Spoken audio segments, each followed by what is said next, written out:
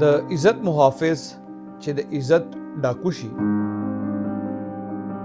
آیا یو پلار خپل سکل ور سره داسې کولی شي؟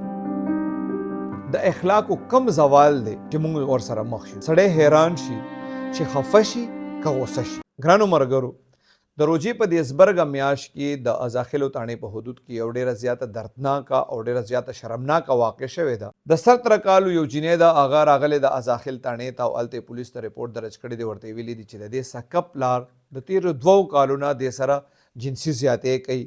دا وایي د پلار چې کوم دی کله هفته کې، کله میاشت کې، کله 2 میاشتې پس دې سره جنسي زیاتې کوي.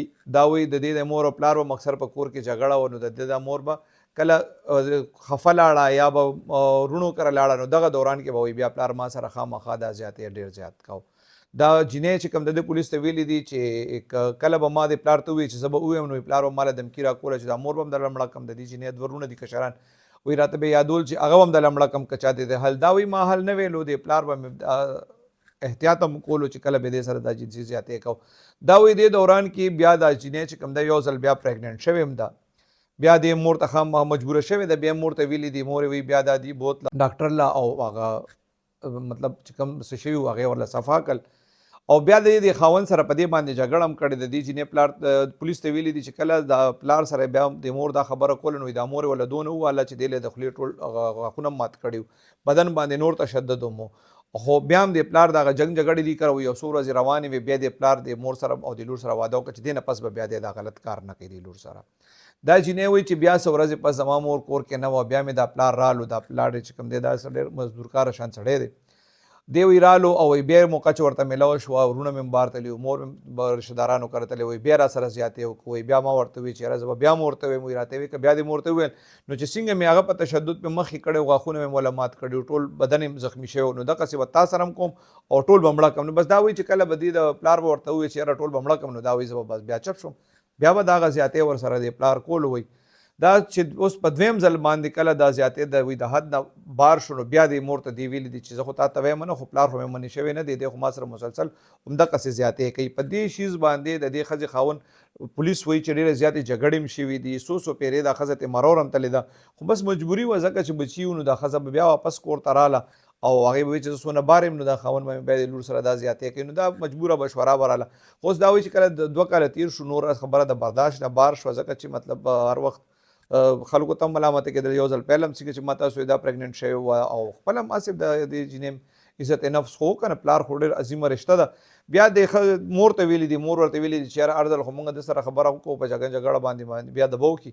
دي راغلي دي ازاخیل تاڼې کې اف آی آر درج کړی دی. د ازاخیلو تاڼې ته چې کله دا اف آی آر درج شوی دی، نو د دې ځای ډي اس پي دی مقدم خان او د ازاخیلو ایس ایچ او دی طاهر احمد، دی بیا د دې ملزم خلاف اف آی آر درج کړی دی او د باندې چاپه وهلې ده، دا ملزم یې نیولی دی. کله چې بیا ما ایس ایچ او صاحب نه تپوس وکړو چې یاره بیا کله تاسو دا ملزم راوسته، نو د هغه وینا څه وه؟ هغه وایي چې یاره کله به مطلب دا دی د ملزم وایي چې ډېر زیات چالاک دی، وایي هغه به انکار وکړو، خو چې بیا به دی په خبرو مبرو کې د تپوس وکړو، نو بیا به هغه اقرار وکړو چې هم بس ما نه غلطي شوې ده.